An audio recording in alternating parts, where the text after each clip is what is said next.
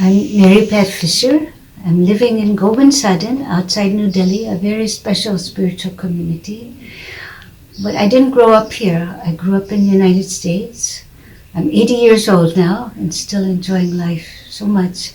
So happy to be in this paradise.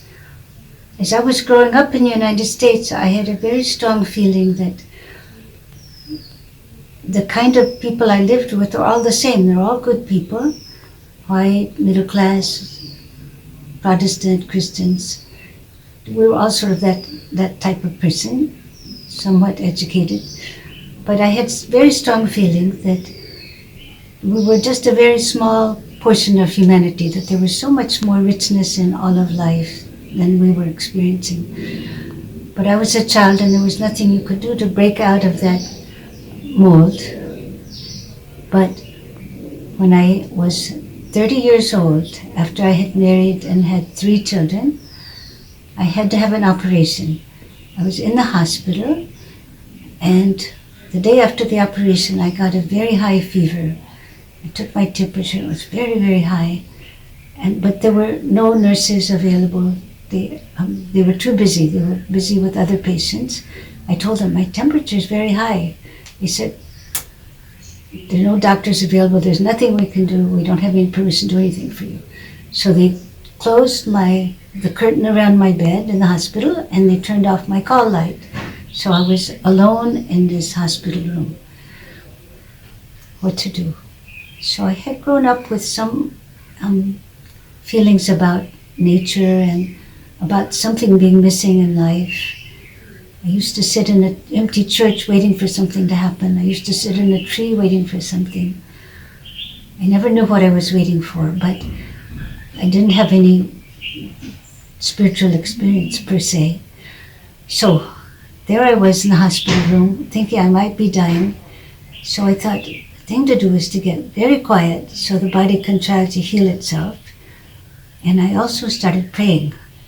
I had prayed in Christian church, but we had said prayers and it wasn't like talking to anybody. I didn't know anybody was listening. But in this case, I started praying to somebody I couldn't see, and I discovered somebody was there, somebody was listening. Just to the left side of my bed, somebody was there, some great spiritual presence whose nature was absolute unconditional love. So much greater than any kind of love I had ever experienced in human life. And so I began talking to that presence. I said, this body belongs to you now. You do whatever you want with it. Kill it, keep it alive, I don't care. It doesn't matter to me now. But please always keep me with you.